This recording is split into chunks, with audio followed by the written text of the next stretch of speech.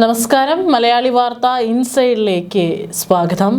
ഇന്നലെ UDF വിജയത്തിനോടൊപ്പം തന്നെ ചില മണ്ഡലങ്ങൾ നമ്മൾ ഉറ്റുനോക്കിയിട്ടുണ്ടായിരുന്നു. അത്തരത്തിലൊരു മണ്ഡലമാണ് പാലക്കാട്.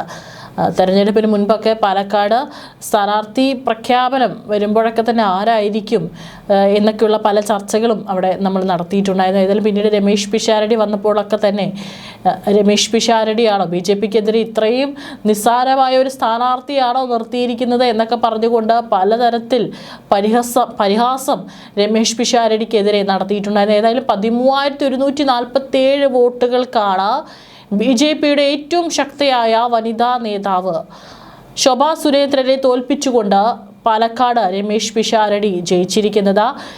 ഏതായാലും രമേശ് പിഷാരടി നോമിനേഷൻ കൊടുത്ത സമയത്തൊക്കെ പറയുന്നുണ്ടായിരുന്നു, നിങ്ങൾ നടനായ രമേശ് പിഷാരടിക്ക് വോട്ട് ചെയ്യേണ്ട, രാഷ്ട്രീയക്കാരായിട്ടുള്ള രമേശ് പിഷാരടിക്ക് വോട്ട് ചെയ്താൽ മതി എന്നുള്ളത്. പല സംഭവ വികാസങ്ങളും പാലക്കാട് നടന്നിട്ടുണ്ടായിരുന്നു. ഏതായാലും പാലക്കാടൻ ജനത UDFിലെ സ്ഥാനാർത്ഥിയായിട്ടുണ്ടായിരുന്ന രമേശ് പിഷാരടി തന്നെ മതി, ഞങ്ങൾക്ക് MLA എന്ന് ഉറപ്പിച്ച് അദ്ദേഹത്തെ വോട്ട് ചെയ്ത് ജയിപ്പിച്ചിരിക്കുകയാണ്. ഇന്നലെ എല്ലായിടത്തും ഒരുവിധം വോട്ടെണ്ണൽ കഴിഞ്ഞതിന് ശേഷം ആഘോഷങ്ങളൊക്കെ തന്നെ നടക്കുമ്പോൾ പാലക്കാട് വലിയ രീതിയിലുള്ള സംഘർഷങ്ങൾ നടന്നിട്ടുണ്ട് എന്നുള്ളതാണ്. പാലക്കാട് അവിടുത്തെ CPIഎമ്മിൻ്റെ ജില്ലാ കമ്മിറ്റി ഓഫീസിന് മുൻപിൽ ഈ ഒരു രമേശ് പിഷാരടിയുടെ ഒരു ആഘോഷത്തിൻ്റെ ഒരു ഘോഷയാത്രയൊക്കെ തന്നെ എത്തിയ സമയത്തായിരുന്നു അവിടെ കുറച്ച് നേതാക്കളുണ്ടായിരുന്നു. അതുപോലെ തന്നെ ഒരുപക്ഷെ DYFI പ്രവർത്തകരായിരിക്കാം. അവർ വലിയ രീതിയിൽ ഇവിടെ പാട്ടൊക്കെ വെച്ച് പുറത്ത് ഇവർ ആഘോഷിക്കുന്നത് കണ്ടപ്പോൾ അങ്ങ് സഹിച്ചില്ല. ഇവരവിടെ നിന്ന് കുപ്പി, അതും ഗ്ലാസിൻ്റെ ചില്ലുകുപ്പി പുറത്തേക്ക് എറിഞ്ഞു. അതായത് ഈ പ്രവർത്തകർക്കിടയിൽ ഇവിടെ പുറത്ത് ആഘോഷിക്കുന്ന സ്ത്രീകളും കുട്ടികളും അടക്കമുള്ള ആളുകൾക്ക് നേരെ എറിയുകയും പിന്നീട് തിരിച്ച് അവിടെ നിന്ന് പോലീസ് ഇവർക്ക് നേരെ ലാത്തി വീശുകയും ചെയ്തിരുന്നു. ആ പാർട്ടി ഓഫീസിലേക്ക് അകത്ത് കയറിയാണ് ഇത്തവണ പോലീസുകാർ അവരെ ലാത്തി കൊണ്ട് അടിച്ചിരിക്കുന്നത് എന്നുള്ളത് ഓർക്കണം. അതായത് ഇത്രയും കാലം അവിടെ സഖാക്കളെയൊക്കെ തന്നെ സംരക്ഷിച്ചു നിർത്തിയ പോലീസാണ് ഇപ്പോൾ ഭരണം മാറി എന്ന് മനസ്സിലായി. ഇനി ഭരിക്കുന്നവരെ സംരക്ഷിച്ചില്ലെങ്കിൽ പോലീസിനെ 8ന്റെ പണി കിട്ടും എന്നുള്ളതും ഉറപ്പായിട്ടുണ്ട്. പാർട്ടി ഓഫീസിൻ്റെ ഉള്ളിലേക്ക് കയറിയാണ് സഖാക്കളെ അടിച്ചിരിക്കുന്നത്. അതിൻ്റെ വീഡിയോസൊക്കെ തന്നെ ഇന്നലെ പുറത്ത് വന്നിട്ടുണ്ടായിരുന്നു.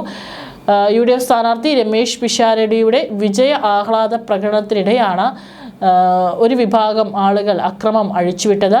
ഈ ഒരു ഓഫീസ് എത്തിയപ്പോൾ, കമ്മിറ്റി ഓഫീസ്, ജില്ലാ കമ്മിറ്റി ഓഫീസ് എത്തിയപ്പോൾ അവിടെ കുറച്ചു നേരം നിർത്തി UDF പ്രവർത്തകർ അവിടെ ആഘോഷിക്കുകയായിരുന്നു. അവരവിടെ പടക്കം പൊട്ടിച്ചിട്ടുണ്ടായിരുന്നു, പാട്ട് വെച്ചിട്ടുണ്ടായിരുന്നു. വലിയ രീതിയിൽ അവിടെ ആഘോഷം നടത്തുന്ന വേളയിലായിരുന്നു ഇത്തരത്തിൽ ഇവിടെ നിന്ന പാർട്ടി ഓഫീസിനകത്ത് നിന്ന ചിലർക്കത് സഹിക്കാൻ സാധിച്ചില്ല. അങ്ങനെയാണ് പിന്നീട് പടക്കം പൊട്ടിച്ചതിനെ ചൊല്ലി അവിടെ അങ്ങോട്ടും ഇങ്ങോട്ടും തർക്കമുണ്ടാവുകയും അതിനുശേഷം അകത്ത് നിന്ന്, പാർട്ടി ഓഫീസിനകത്ത് നിന്ന് കുപ്പിയെടുത്ത് പുറത്തേക്ക് ഈ ആഹ്ലാദ പ്രകടനം നടത്തുന്നവർക്ക് നേരെ എറിഞ്ഞത്.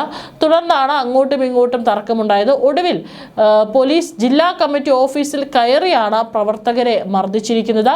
നിരവധി പ്രവർത്തകർക്ക് മർദ്ദനമേറ്റിട്ടുണ്ട്. ഒപ്പം തന്നെ മുൻ MPയും സംസ്ഥാന സമിതി അംഗവുമായ NN കൃഷ്ണദാസിനെ പോലീസും കയ്യേറ്റം ചെയ്യുന്ന ഒരു സാഹചര്യം ഉണ്ടായെന്ന റിപ്പോർട്ടുകളുണ്ട്. എന്നാൽ ഇന്ന് പോലീസ് UDF അക്രമത്തിനെതിരെ ജില്ലാ വ്യാപകമായി ഞങ്ങൾ പ്രതിഷേധ പ്രകടനം നടത്തുമെന്നാണ് അറിയിച്ചിരിക്കുന്നത്. നിയമസഭാ തെരഞ്ഞെടുപ്പ് ഫലം വന്നതിന് പിന്നാലെ നരിക്കുനി പഞ്ചായത്തിലെ പറശ്ശേരി മുക്കിലും UDF നേതൃത്വത്തിൽ അവിടെ ആഘോഷം നടക്കുമ്പോഴും ഇത്തരത്തിൽ CPM പ്രവർത്തകരുമായിട്ട് അവിടെ അങ്ങോട്ടും ഇങ്ങോട്ടും അടിപിടി ഉണ്ടായിട്ടുണ്ട്. ഏതായാലും യാതൊരു പ്രശ്നങ്ങളും ഇല്ലാത്ത പ്രദേശത്ത് ബസ് സ്റ്റോപ്പിൽ ഇരിക്കുകയായിരുന്ന പ്രവർത്തകരാണ് അങ്ങോട്ടും ഇങ്ങോട്ടും പരസ്പരം തർക്കമുണ്ടാവുകയും പിന്നീട് ആക്രമണം ഉണ്ടാവുകയും ചെയ്തിരിക്കുന്നത് എന്നാണ് റിപ്പോർട്ടുകൾ. ഏതായാലും കോഴിക്കോടും ഇത്തരത്തിലുള്ള സംഭവങ്ങൾ റിപ്പോർട്ട് ചെയ്യപ്പെട്ടിട്ടുണ്ട്. പോലീസ് അടക്കം വലിയ രീതിയിൽ ഇപ്പോൾ പാലക്കാട് ജില്ലാ കമ്മിറ്റി ഓഫീസിന് മുന്നിൽ നിലയുറപ്പിച്ചിട്ടുണ്ടായിരുന്നു. ഇനിയും ഏതെങ്കിലും തരത്തിലുള്ള അക്രമ സംഭവങ്ങൾ ഉണ്ടാകാതിരിക്കാനാണ് വലിയൊരു പോലീസ് സേനയെ തന്നെ അവിടെ നിയോഗിച്ചിട്ടുണ്ടായിരുന്നത്. ശക്തമായിട്ടുള്ള ഒരു UDF തരംഗം തന്നെയാണ് ഉണ്ടായിരിക്കുന്നത്. 10 വർഷത്തിന് ശേഷം ഭരണത്തിൽ വരുമ്പോൾ പ്രവർത്തകരൊക്കെ തന്നെ വളരെ ആഹ്ലാദത്തിലാണ്. ഒരു രാഷ്ട്രീയ തിരഞ്ഞെടുപ്പ് ആകുമ്പോൾ ജയവും തോൽവിയൊക്കെ സ്വാഭാവികം തന്നെയാണ്. പക്ഷേ ഒരിക്കലും അത് ഒരു അക്രമത്തിൽ ചെന്ന് അവസാനിക്കരുത്. ഈ ഒരു സാഹചര്യത്തിൽ അവിടെ അക്രമ രാഷ്ട്രീയമല്ല വേണ്ടത്. തീർച്ചയായിട്ടും ഇനി 10 വർഷത്തിന് ശേഷം ഇവർ ഭരണത്തിൽ വരുമ്പോൾ ഇനി ഇവർ ഭരിക്കട്ടെ, ഇവർക്കുണ്ടാകുന്ന കുറ്റവും കുറവുകളും അത് നല്ല രീതിയിൽ ചൂണ്ടിക്കാട്ടുക, അല്ലാതെ ഇനി അക്രമവും രാഷ്ട്രീയവും ഗുണ്ടായുസവും അല്ല വേണ്ടത്. തീർച്ചയായിട്ടും നല്ല രീതിയിൽ അവിടെ രമേശ് പിഷാരടി ഒരു മത്സരം തന്നെ കാഴ്ചവെച്ചിട്ടുണ്ട്. തുടക്കം മുതൽ തന്നെ രമേശ് പിഷാരടിയെ പരിഹസിച്ചുകൊണ്ട് തോമസ് ഐസക് അടക്കം രംഗത്ത് വന്നപ്പോൾ അദ്ദേഹവും നല്ല രീതിയിൽ തന്നെ മാന്യമായിട്ടുള്ള മറുപടിയാണ് നൽകിയിട്ടുണ്ടായിരുന്നത്.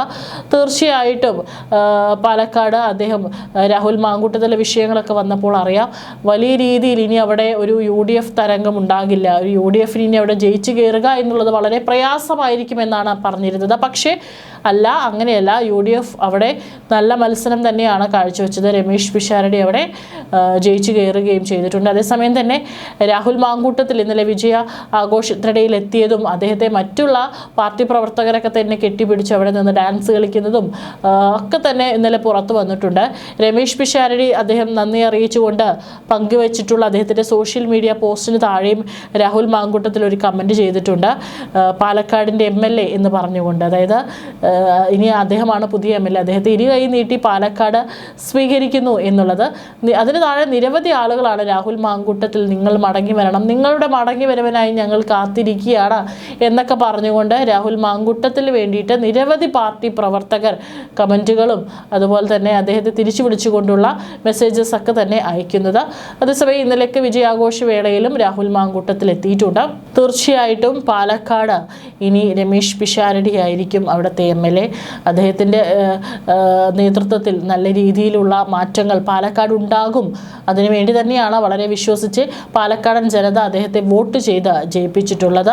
ഏതായാലും ഇനി 2 ദിവസത്തിനകം മന്ത്രിസഭ രൂപീകരിക്കും. അതിനുശേഷം അറിയാം ആരായിരിക്കും ഇനി അമരത്തേക്ക് എത്താൻ പോകുന്നത് എന്നുള്ളത്.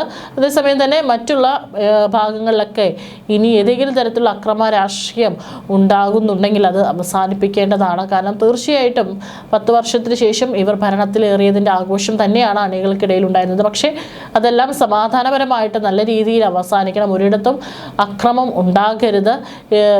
ഇപ്പോൾ LDF അടക്കം തോറ്റത് വളരെ സംയമനത്തോടു കൂടി തന്നെ ഇരിക്കേണ്ട ഒരു സമയം കൂടിയാണ്. തീർച്ചയായിട്ടും നല്ലൊരു നാളെ ഉണ്ടാകും എന്ന് തന്നെ പ്രതീക്ഷിക്കാം. ജനങ്ങൾക്കൊപ്പം ജനങ്ങൾക്ക് വേണ്ട വാഗ്ദാനങ്ങൾ നൽകിയതൊക്കെ തന്നെ പാലിച്ചുകൊണ്ട് നല്ലൊരു ഭരണമായിരിക്കും UDF കാഴ്ചവെക്കുക എന്ന് തന്നെ നമുക്ക് പ്രതീക്ഷിക്കാം. അത് തന്നെയാണ് കേരളം ആഗ്രഹിക്കുന്നത്.